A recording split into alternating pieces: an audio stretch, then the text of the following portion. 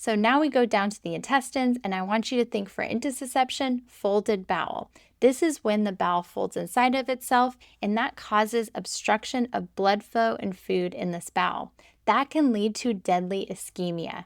And our next major complication, which is bowel perforation. So, findings. What do we see in these clients? We see intermittent abdominal pain followed by calm. That's because when there's peristalsis, that contraction and relaxation of the bowel to move food, that causes a contraction over that folded bowel, and that causes a lot of pain. When that bowel relaxes, it will release that pain. So 1 minute they'll be curled up and crying, and the next they'll be relaxed and playing.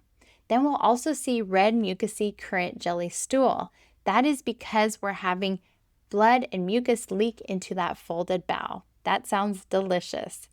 Then we have sausage-shaped right upper quadrant mass. That's from that folded bowel causing a sausage-shaped abdominal mass. So what do we need to do for these clients? We need to monitor them for signs of bowel perforation. Remember that major complication like rigid abdomen or signs of shock like hypotension and pallor.